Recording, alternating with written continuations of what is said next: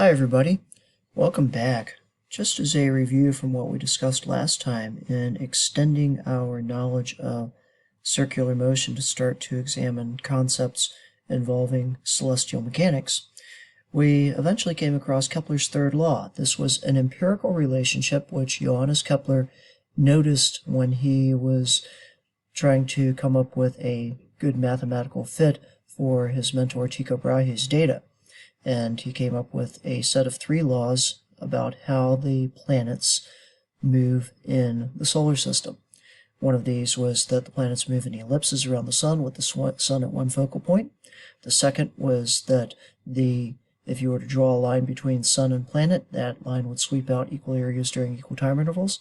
And the third was that the square of a planet's orbit is proportional to the cube of the semi-major axis of the orbit. And as we mentioned then, Kepler did not know why this worked, but he noticed nonetheless that it worked. And it was simply left for future physicists to figure out why this relationship actually worked. But in any case, if you use units of years for your orbital period and astronomical units for your semi-major axis, the semi-major axis being half of the major axis, in other words, making it the distance between the center of the ellipse and the long end of the ellipse, which is also the average distance the planet is from the sun, then it becomes an exact equality as long as the objects are going around the sun. So period squared in years is equal to semi-major axis cubed in astronomical units. So let's see how this works for bodies in our solar system. Now, I shouldn't remind you to keep in mind that it only works like that for bodies in the solar system. The proportionality relationship works for anything, as we will soon see, but people didn't really imagine that so much during the time of Kepler. So, since it is a proportionality, remember, whenever you have a proportionality, you can always turn it into an equality by replacing every variable with the ratio of those variables. So just compare 2 planets. So some other planet you don't know about, and compare it with Earth. So Earth, as you know, takes 1 year to go around the sun once, and Earth, by definition, has an average distance from the sun of 1 astronomical unit for its semi-major axis. So period squared in years equals semi-major axis cubed in astronomical units. Because notice how, if you do it like that, the units cancel. So for example, consider Jupiter. Even during the time of Kepler, people knew that Jupiter was 5.2 astronomical units from the sun, believe it or not. Now, they didn't know that an astronomical unit was 1.496 times 10 to the 11 meters. They didn't know the size of it, but they knew that Jupiter was 5.2 times as far from the sun as Earth is. So based on that, what is the period of Jupiter in years? Now, I say sidereal years. There is a slight difference between the time between successive equinoxes, which is how our calendar is based, and the time that it takes to go around the sun once, which is the sidereal year. But it's a small difference that need not really concern us here.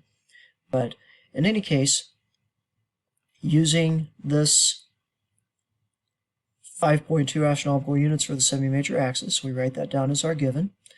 And we're wondering what the period is. Well, period squared in years is semi-major axis cubed in astronomical units. So we're given semi-major axis. So we cube that. And to solve for the period, since the period's already squared, we need to take the square root of both sides after cubing the semi-major axis. So once we do that, we get a period for Jupiter's orbit of 11.866 years. And indeed, it does take Jupiter just shy of 12 years to go around the sun once. Which is why when you see Jupiter in the night sky, at the right time of year, you'll see it as just something that looks like a very bright star. It's brighter than any star in the night sky. Not as bright as the planet Venus, though, but if you see it in that certain part of the sky, well, think about what time of year you're seeing that at what time of night. Well, since Jupiter takes 12 years to go around the sun once, as Earth goes around the sun, after 1 year, Jupiter has proceeded forth about 1/12 of its orbit, so it takes us an extra month to catch up. So if you saw Jupiter in a certain part of the sky at a certain time of night at the beginning of September of 2020, well, it'll be in that same part of the sky at that same time of night in October of 2021. How about comparing two other bodies? So consider a couple of Jupiter's moons. Jupiter actually has 79 known moons, but it has 4 really big ones. So let's consider 2 of those really big ones, Io and Europa.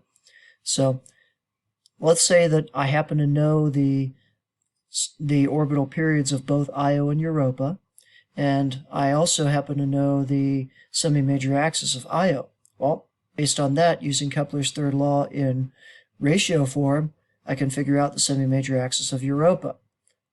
So let's kind of start these steps from the very beginning. So starting from the beginning here, we have our givens, the orbital periods of the 2 moons, and the semi-major axis of one of the moons. I should actually mention here that usually when they talk about the semi-major axes of moons, the numbers will either be expressed in meters or kilometers, or in terms of the radius of the planet itself. So like they might say that semi-major axis of Io is like so many Jupiter radii or something like that. But we'll put them in astronomical units just because we can. I mean, since we're setting up a ratio, it doesn't matter what units we use because the units cancel. The only thing that matters is that we are consistent with our units. In other words, if we use units of years for period for one of the objects, we got to use those same units for the other object, and similarly for distance. So anyway, we're looking for the semi-major axis of Europa. So starting from our Kepler's second law, period squared is proportional to semi-major axis cubed, we decide that it's probably going to be mathematically simpler to put the unknown quantity in the numerator, as opposed to in the previous solution that I showed where I had that in the denominator. But, I mean, after all, you can just flip both sides of a proportionality, everything's fine. I mean, flipping both sides of an equation is always okay as long as one of the sides isn't 0. So this puts our unknown in the numerator, but it's still in this fraction that itself has an exponent applied to it. So the whole fraction itself is cubed, so we need to take the cube root of both sides of our equation. So that's the result of doing that. And then we also need to isolate for our unknown. So it's in this fraction, it's in the numerator, so we multiply both sides by the denominator. So now we have the semi-major axis of Europa all by itself. And now we can plug in our numbers. And notice how the units for the period are going to cancel, leaving us with astronomical units for our answer. So rounding that to 2 sig figs, since that's what our original numbers are given in, we have semi-major axis of Europa is about 0.0045 astronomical units. So just a summary, we had our givens, we turned Kepler's third law into a direct ratio, and then we plugged in our givens, allowed things to cancel, and got our answer. So here's a little bit of information that you don't need to memorize or anything like that, but I did mention early on that the real versions of Kepler's 3 laws are actually mathematical in nature. But the real versions were not derived by Kepler. The real versions were derived by Isaac Newton, who we will discuss in the next part of this PowerPoint. But in any case, yeah, there's that second law. It's actually just a statement of the law of conservation of angular momentum. And there is the real version of the third law, where we actually see the proportionality relationship. Notice that in that proportionality relationship, we actually have the masses of the bodies involved. So that was something that was obtained by, as I mentioned, Isaac Newton. Okay, so let's take a look at another problem. We have our moon taking 27.3 days to revolve around Earth once, and it's 242,000 miles, miles, from the center of Earth. And consider the International Space Station, which takes 90 minutes to go around once. Given that it takes 90 minutes to go around once, how high up is the space station from the surface of Earth? We'll actually just solve it from the surface of Earth. So the radius of Earth is 2,950 miles. We will actually get the distance from the center of Earth while we do the problem, as you will soon see. So in any case, showing our givens, we have the period of our moon and the semi-major axis of our moon, and we're looking for the height of the space station, and we are given the period of the space station, and we are told the radius of Earth. But that's a constant of nature. It's something you could look up. So in any case, we need to convert things to common units, because you can't use this ratio method with Kepler's third law unless your periods have the same units and your semi-major axes have the same units. So instead of converting days to minutes, I decided to convert minutes to days. So the period of the space station is 0.0625 days. That is 1/16th of a day. So there's Kepler's third law, first as a proportionality, then in ratio form. And thing is, notice that what we're looking for, the height of the space station, is not in our equation.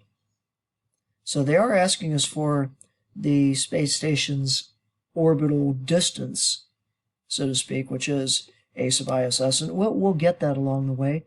But in the end, we want an equation for the height. So, well, how do you relate the height with the radius of the orbit? So we're told that the radius of Earth is 3,950 miles. I just used the symbol for Earth's radius, which is a capital R with a subscript of an O, or at least a circle with a kind of a crosshairs in the middle of it. That is the symbol for Earth, the international symbol for Earth. So the semi-major axis of the space station's orbit is going to therefore be the radius of Earth plus the height of the space station above Earth. What we want to do is we want to solve for this height of space station above Earth. So because lots of people need some pre-algebra and Algebra 1 practice, let's do that step by step. So here's where we're at so far. We have our givens listed, and we start at the last step from the previous slide. And we want to solve for HISS. Well, it's involved in this fraction, and the fraction itself is cubed. So the first thing we need to do is undo that cube by taking the cube root of both sides of the equation. So that's the result of doing that. And now we see, well, okay, this HISS, it's in the numerator of this fraction. So we need to get rid of all the stuff that's not the numerator. That's called the denominator. So I multiply both sides by the denominator. So here's where we stand now. And I want to solve for this HISS. So what we do is we now see that, hey, this HISS is involved in this sum.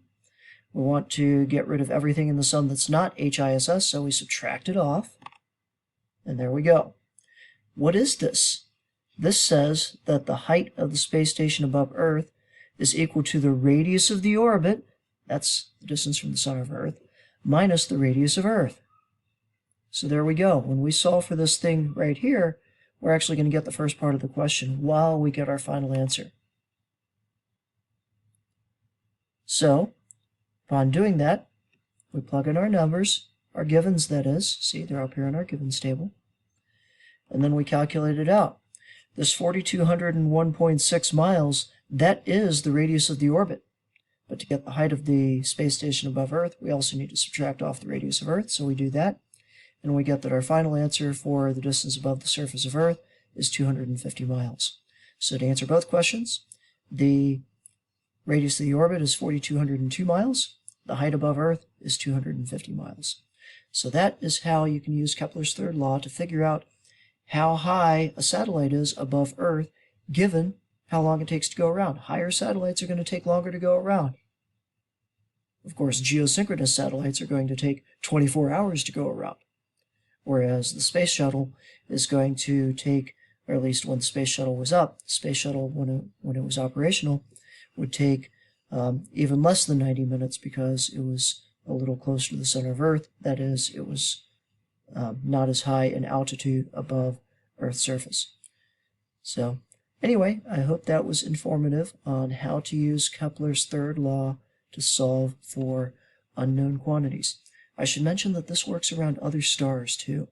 If scientists find a planet orbiting around another star, and they study it for a while and get its semi-major axis and orbital period, and then they find another planet whose semi-major axis they can determine relatively quickly, they immediately know how long it's going to take that planet to go around their star because of Kepler's third law and setting it up in ratio form. However, the proportionality constant is different for different stars. And how that makes a difference and how that allows us to figure out the mass of the star or planet or whatever being orbited is going to be the subject of the next video and discussion. So hope to see you then, and thank you for watching.